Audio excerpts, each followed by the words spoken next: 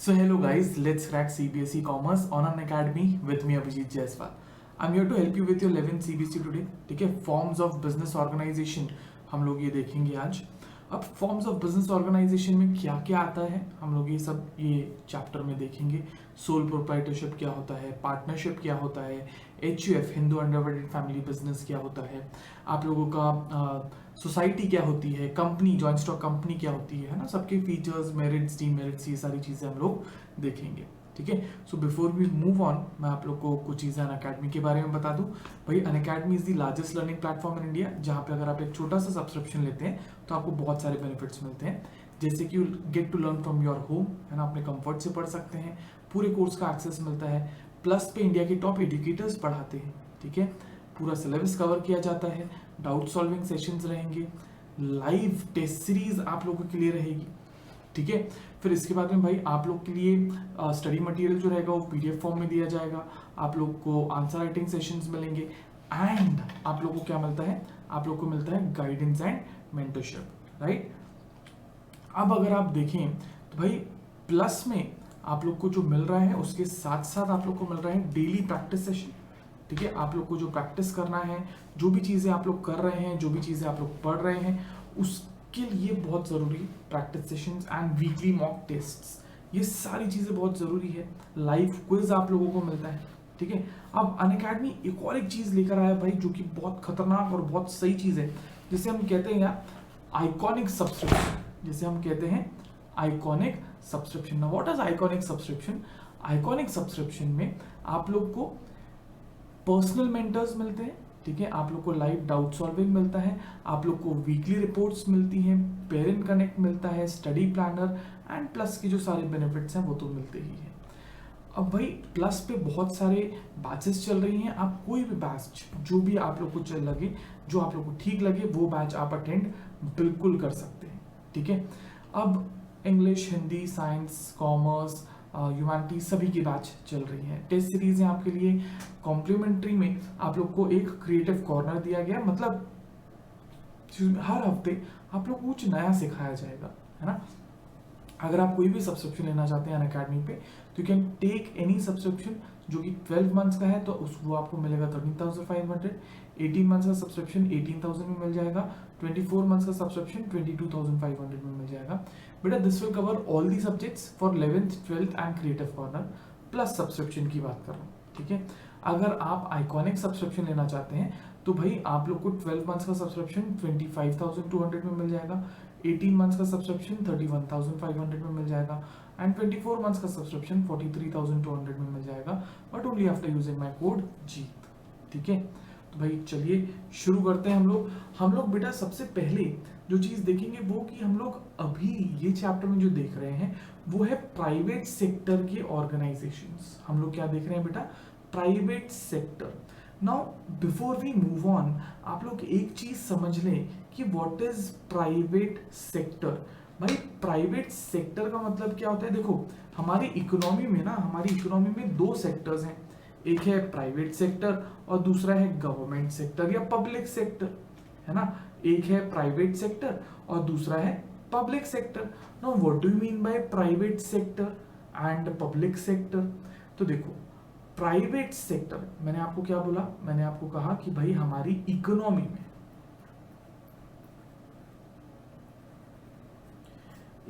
में दो सेक्टर्स हैं. एक है प्राइवेट सेक्टर और दूसरा है पब्लिक सेक्टर. ठीक है, प्राइवेट सेक्टर का मतलब क्या होता है बेटा? प्राइवेट सेक्टर का मतलब होता है ऐसे ऑर्गेनाइजेशंस जिनकी ओनरशिप प्राइवेट इंडिविजुअल्स के पास में हो, तो वो ऑर्गेनाइजेशंस प्राइवेट सेक्टर में आते हैं. ठीक है, और वो ऑर्गेनाइजेशंस जिनकी ओनरशिप गवर्नमेंट के पास हो तो वो ऑर्गेनाइजेशंस पब्लिक सेक्टर में आते हैं. ठीक है, प्राइवेट सेक्टर मतलब इकोनॉमी में वो ऑर्गेनाइजेशंस जिनकी ओनरशिप प्राइवेट इंडिविजुअल्स के पास में है. प्राइवेट इंडिविजुअल्स जैसे मैं, आप, हम सब लोग, है ना, हम लोगों के पास में अगर हैं तो भाई ये कौन सा सेक्टर कहलाया जाएगा? ये प्राइवेट सेक्टर कहलाया जाएगा. ठीक है। अब प्राइवेट सेक्टर के ऑर्गेनाइजेशंस में आप लोग को क्या क्या दिया है, आप लोग को सोल प्रोप्राइटरशिप दिया है, आप लोग को पार्टनरशिप दिया है, ज्वाइंट हिंदू फैमिली बिजनेस दिया है, cooperative societies and joint stock companies. ये सारी चीजें हम लोगों को देखना है, ठीक है। अब सबसे पहला जो चीज हम लोग देखेंगे वो रहेगा सोल प्रोप्राइटरशिप। सो सबसे पहला देखेंगे वो क्या है बेटा, sole proprietorship. Now if I talk about sole proprietorship, तो यहां चलने के पहले हम लोग ये अंकल पे ध्यान देते हैं। ये अंकल, एक दुकान सबके घर के पास में इस टाइप की एक दुकान मिल जाएगी, है ना, बड़े मुस्कुराते से अंकल है। वहां पे देखो चॉकलेट्स भी मिल जाएगी, आप लोग को क्रीम भी मिल जाएगा, शैम्पू भी मिल जाएगा, साबुन, टूथपेस्ट, खाने पीने की चीजें, है ना, ये सारी चीजें आप लोगों को इस दुकान में मिल जाएगी। अब if you have a look at this shop, यहाँ पे ये अंकल जो है ये अकेले बैठे, ठीक है, ये इनकी दुकान है। तो यार ये दुकान शुरू करने के लिए पूरा पैसा इन्होंने लगाया होगा, है ना, पूरा प्रॉफिट जो होता है वो अकेले पूरा एंजॉय करते हैं। अगर नुकसान हुआ तो वो भी खुद एंजॉय करते हैं, ठीक है, एंजॉय क्या, वो खुद भुगतते हैं, है ना। तो ये सारी चीजें अगर हम देखें, ये दुकान को अगर आप ध्यान रखें तो काफी आसानी से आप लोग को सोल प्रोप्राइटरशिप समझ में आ जाएगा। ये सोल प्रोप्राइटर का मतलब क्या होता है, देखो सोल प्रोप्राइटर, अब इसमें सोल का मतलब होता है ओनली, है ना, अकेला बंदा। प्रोप्राइटर का मतलब होता है ओनर। प्रोप्राइटर का क्या मतलब होता है बच्चे, ओनर, है ना। तो सोल प्रोप्राइटर मतलब वो बिजनेस या वो बिजनेस करने का तरीका जिसमें कि अकेला बंदा पैसा लाता है। एक अकेला बंदा बिजनेस करने के लिए फंड्स लेकर आएगा, उसे हम कहेंगे सोल प्रोप्राइटर। उसे हम क्या कहेंगे बेटा, सोल प्रोप्राइटर, ठीक है। ये बंदा खुद पूरे पैसे लेकर आएगा, खुद पूरा बिजनेस में मैनेजमेंट करेगा, पूरी मेहनत ये करेगा, नुकसान फायदा जो भी होगा वो अकेले देखेगा पूरी चीजें, ठीक है। अब ये जो बिजनेस है ना, ये छोटे बिजनेस के लिए, ये जो तरीका है बिजनेस करने का, छोटे बिजनेस के लिए जो है वो सूटेबल है। खासकर जब आप बिजनेस शुरू करते हो ना इनिशियल ईयर्स में, तब ये सूटेबल है, ठीक है। इसे ओन भी अकेला बंदा करता है, मैनेज भी अकेला ही इंसान करता है, और कंट्रोल भी अकेला इंसान करता है ना। यही खासियत है इस चीज की। ये कहां पे कॉमन है भाई, जहां पे पर्सनलाइज सर्विसेज देना है ना, वहां पे काफी कॉमन होता है ना।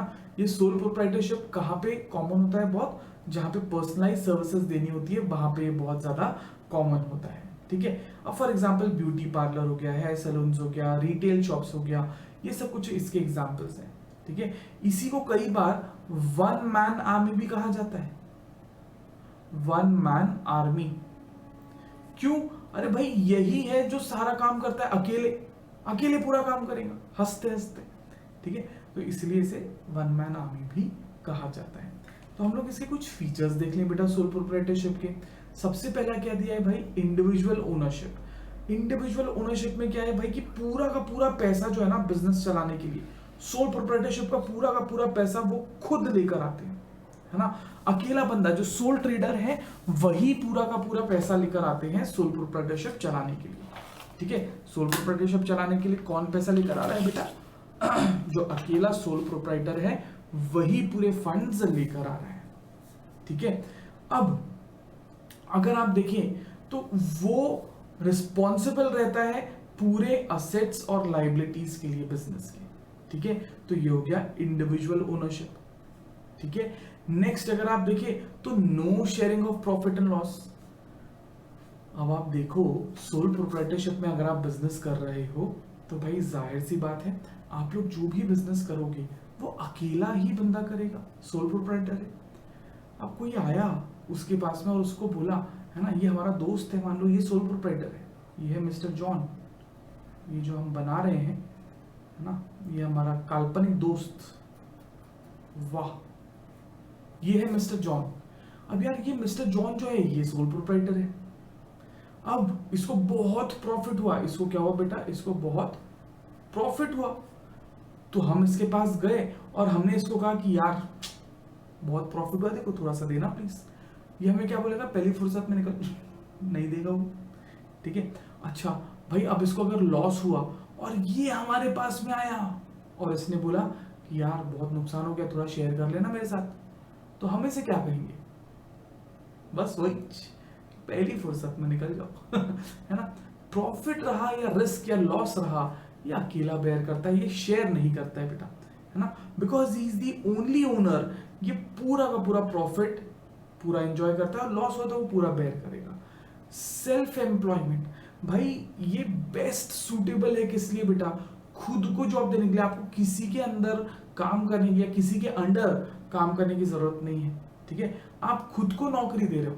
सेल्फ एम्प्लॉयमेंट में आप क्या कर रहे हो बेटा, खुद को नौकरी दे रहे हो। देखो अगर कोई ऐसा इंसान है जिसका कोई काम धाम नहीं चल रहा, अनएम्प्लॉयड है, तो वो बंदा खुद को काम दे सकता, मतलब कैसे, खुद की एक दुकान डाल दिया, सेल्फ एम्प्लॉयमेंट, ठीक है।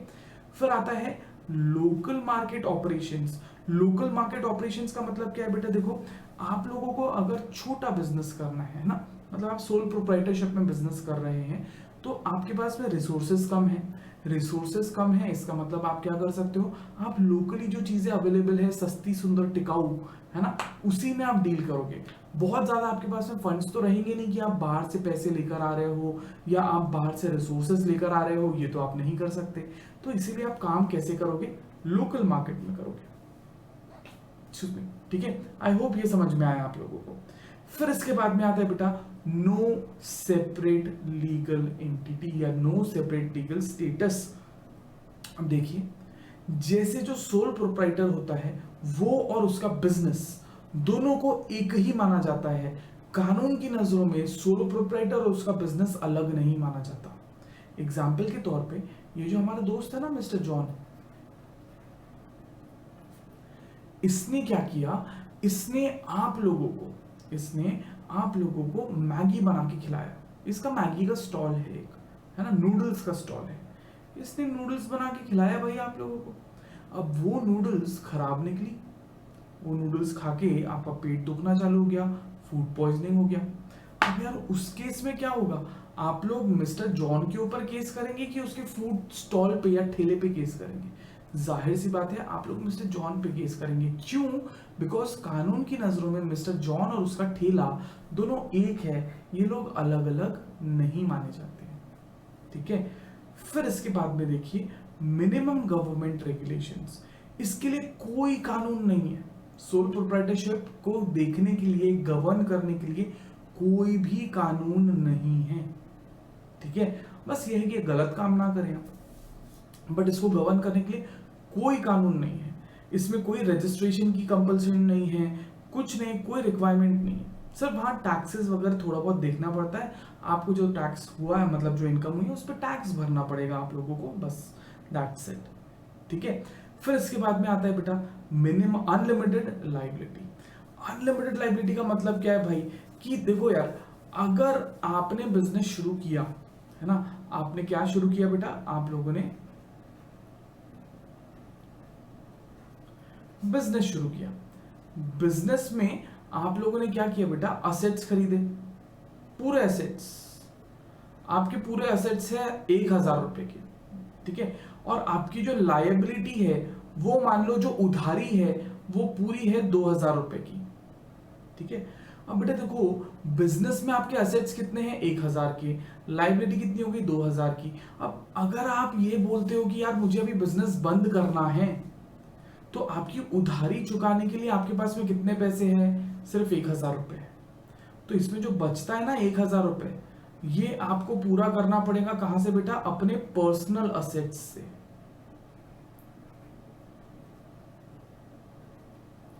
अपने पर्सनल असेट्स को गिरवी रखकर आपको ये चीज की भरपाई करनी पड़ेगी, राइट। तो ये एक दिक्कत हो जाती है बेटा, यहाँ पे ये एक प्रॉब्लम हो जाती है कि अनलिमिटेड लायबिलिटी में आपके पर्सनल असेट्स जो है ना वो भी आपको अटैच करना पड़ता है अपने बिजनेस से। अगर आपके पास के बिजनेस के जो असेट्स हैं वो पूरे नहीं हैं, तो आपको उस केस में अपने पर्सनल असेट्स भी अटैच करना पड़ता है to meet your business obligations. ये समझ में आए? अगर आपके असेट्स सफिशिएंट नहीं है बिजनेस की लायबिलिटीज को पे ऑफ करने के लिए, तो आपको पर्सनल असेट्स को भी अटैच करना पड़ेगा। अब जैसे हमारे एग्जांपल में हम लोग को ये 1,000 रुपए कहां से, अपने असेट्स मतलब अपनी कार, अपनी बाइक, ये सब बेचकर ये 1,000 रुपए जुटाने पड़ेंगे और बिजनेस की लायबिलिटीज पूरी करनी पड़ेगी, ठीक है। फिर इसके बाद में देखिए फॉर्मेशन एंड क्लोजर। भाई इसे बनाना बहुत आसान है और बंद करना भी बहुत आसान है। आपने देखा होगा कि भाई जो भी लोग बिजनेस करते हैं, फ्रूट वाला, अपने घर के पास का जो फ्रूट वाला होता है यार, वो समय आने पे फ्रूट्स बेचता है। कभी कभी वो बारिश वारिश के मौसम पे भुट्टे बेचना चालू कर देता है, कभी कभी पानी पूरी बेचना चालू कर देता है। अरे कुछ भी कर लेता है यार वो। तो बड़ी आसानी से इसे आप शुरू कर सकते हैं और बड़ी आसानी से आप इसे बंद कर सकते हैं। ठीक है, कंट्रोल जो है वो पूरा का पूरा किसके पास में रहेगा बेटा? सोल प्रोप्राइटर के पास में रहेगा। मतलब पूरा decision making power sole proprietor के पास में होता है। जैसे बिजनेस करना है, क्या बिजनेस करना है, कब करना है, ये सारी चीजें कौन डिसाइड करेगा? सोल प्रोप्राइटर डिसाइड करता है। ठीक है, एंड लास्ट भाई lack of business continuity. Lack of business continuity का मतलब क्या है कि भाई आप लोग का जो बिजनेस है वो आप लोग हमेशा कंटिन्यू नहीं कर सकते। देखो, अगर सोल प्रोप्राइटर मर गया तो वो उसका बिजनेस भी खत्म हो गया, उसका बिजनेस आगे बढ़ता नहीं है। ठीक है, आई होप आपको ये समझ में आया बेटा। एक बार फटाक से आप इसे ग्लांस कर लीजिए, फिर हम लोग आगे बढ़ते हैं। राइट,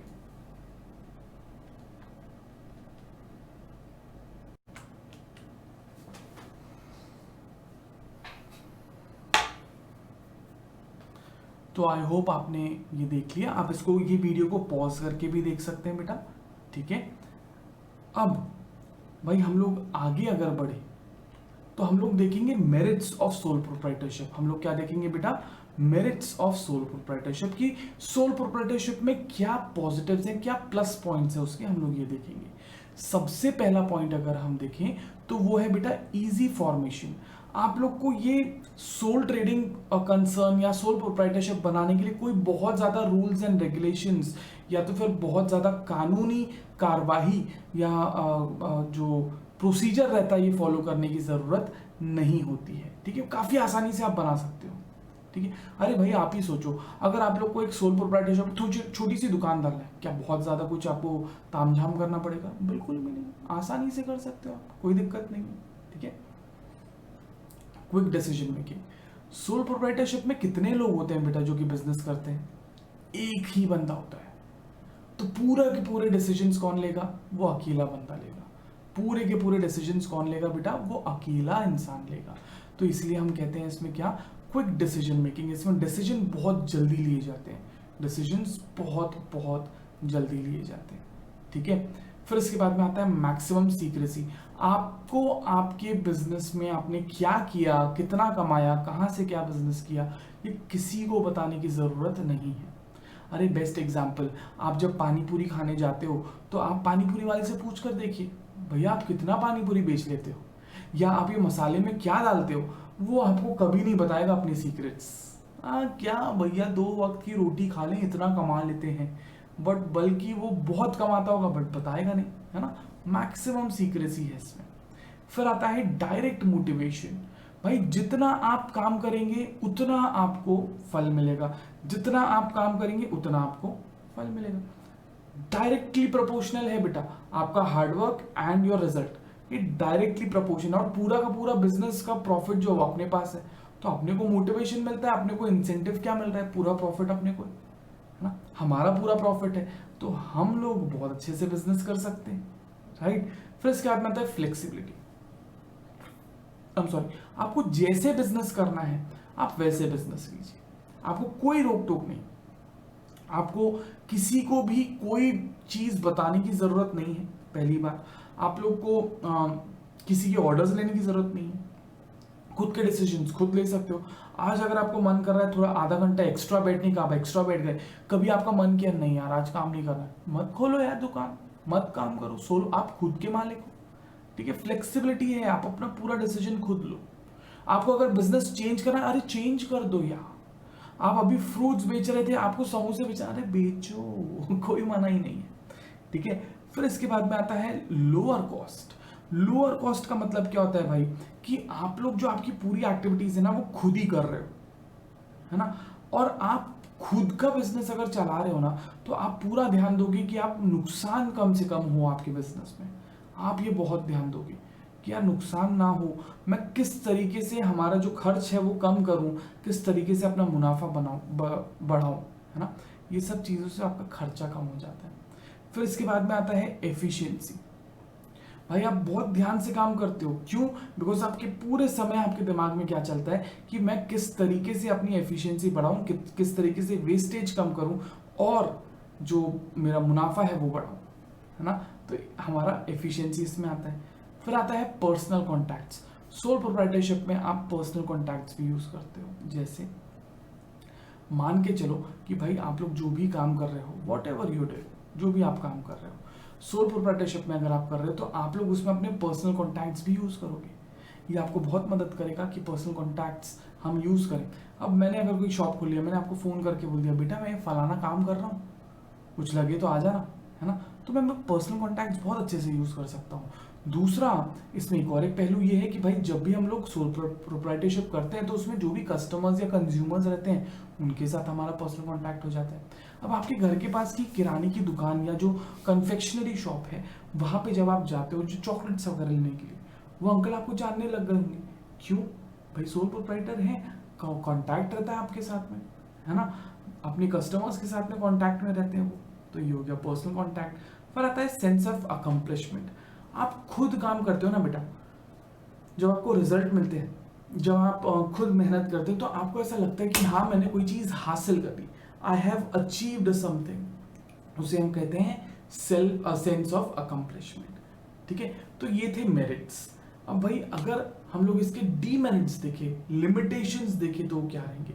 पहले एक काम कीजिए, आप लोग मेरिट्स ग्लांस कर लीजिए एक बार, है ना? हम लोगों ने क्या देखा?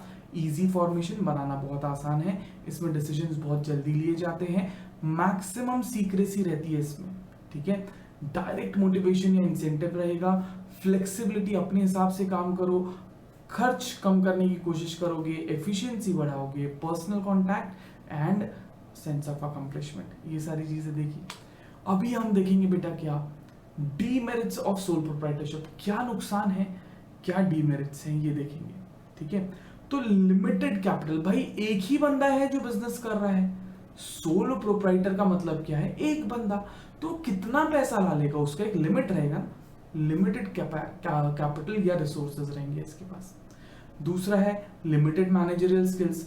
जाहिर सी बात है यार, ये अकेला बंदा सब चीज में माहिर नहीं होगा। देखो हो सकता है ये बंदा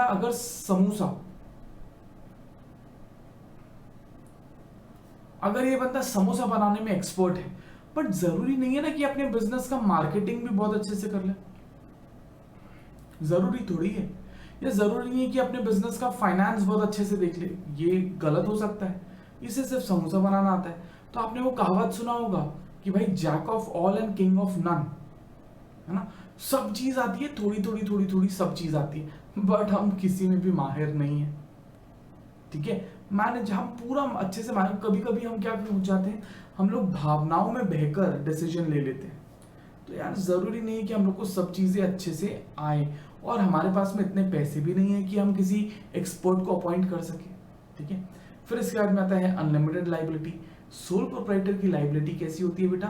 अनलिमिटेड होती है। सोल प्रोप्राइटर की लाइबिलिटी विल बी अनलिमिटेड, उसमें आप लोग कुछ भी कर लें, पर्सनल असेट्स आपके अटैच हो जाएंगे। अगर आपके बिजनेस में जो असेट्स हैं वो या जो फंड्स हैं वो कम पड़ते हैं लाइबिलिटीज को पूरा करने के लिए, तो उस केस में आपकी लाइबिलिटी, पर्सनल लाइबिलिटी या पर्सनल असेट्स भी अटैच हो जाते हैं, लाइबिलिटी अनलिमिटेड होती है। एग्जाम्पल के तौर पे कि भाई अगर आप लोग बिजनेस कर रहे हैं और आपकी उधारी हो गई है 2,000 रुपए की या 20,000 रुपए की उधारी है, आपके बिजनेस में जो असेट्स हैं वो सिर्फ 15,000 रुपए के हैं, तो ये असेट्स मतलब इसमें क्या रहेगा? बैंक बैलेंस, ठीक है, कैश, फिर उसके बाद में आपके असेट्स, बाकी अदर असेट्स है ना, फिजिकल असेट्स, ये सब मिला के आपके पास में कितने? 15,000 रुपए। You have 15,000 rupees. भाई फिर भी जो बचे हुए 5,000 रुपए है ना, ये 5,000 रुपए आपको अपने पर्सनल असेट्स बेच कर लाने पड़ेंगे। ठीक है, तो ये एक दिक्कत है भाई यहाँ पे unlimited liability. Lack of stability, यार जरूरी थोड़ी है कि सोल प्रोप्राइटर जब तक है तब तक वो बिजनेस चलता ही रहेगा ना। सोल प्रोप्राइटर गया तो बिजनेस भी गया, और ये सोल प्रोप्राइटर जो है ना, इसमें कोई सेपरेट लीगल एग्जिस्टेंस नहीं है कि वो बिजनेस हमेशा एग्जिस्टेंस में रहे। सोल ट्रेडर ने बोला मेरे को बंद करना है, वो बिजनेस नहीं चला, बंद कर देगा, या सोल प्रोप्राइटर मर गया तो वो बिजनेस बंद हो जाएगा, है ना। तो भाई सोल प्रोप्राइटर रहा तो उसका बिजनेस है, सोल प्रोप्राइटर नहीं रहा तो उसका बिजनेस भी खत्म। लैक ऑफ स्पेशलाइजेशन, जो मैंने बताया थोड़ी देर पहले कि भैया आप खुद मैनेज भी नहीं कर सकते एंड आपका सब में स्पेशलाइजेशन हो, ऐसा जरूरी भी नहीं है, ठीक है। फिर आता है not suitable for large scale operation. जाहिर सी बात है, अगर आपको लार्ज स्केल पे काम करना है तो आप लार्ज स्केल पे सोल प्रोप्राइटरशिप के बेसिस पे काम नहीं कर सकते बेटा, है ना। आप लोग को क्या करना पड़ेगा, आप लोग खुद छोटे छोटे बिजनेस कर सकते हो, बट अगर आप सोल प्रोप्राइटरशिप या सोल ट्रेडिंग कंसर्न की बात करें तो आप बड़े लेवल पे अकेले सब चीज मैनेज नहीं कर सकते, ठीक है। तो ये हमने अभी तक क्या देखा बेटा, सोल प्रोप्राइटरशिप, है ना, रिविजन ही कर रहे हैं छोटा छोटा। सोल प्रोप्राइटरशिप, उसके मेरिट्स देख, फीचर्स, मेरिट्स और डीमेरिट्स देखिए, ठीक है। फटाक से इसे ग्लांस कर लीजिए। आई होप आपने ये देख लिया है एंड अगर आपको ये वीडियो अच्छा लगा है तो आप इसे प्लीज़ लाइक कीजिए, है ना, अपने दोस्तों के साथ शेयर कीजिए, सब्सक्राइब कीजिए हमारे चैनल को। एंड हम लोग कल मिलेंगे विद पार्टनरशिप, नया टॉपिक करेंगे कल, है ना। And if you want to take any subscription on Unacademy you can definitely use my code Jeet, ठीक है। कल सेम टाइम पे हम लोग मिलेंगे with partnership, right. So thank you so much, bye bye.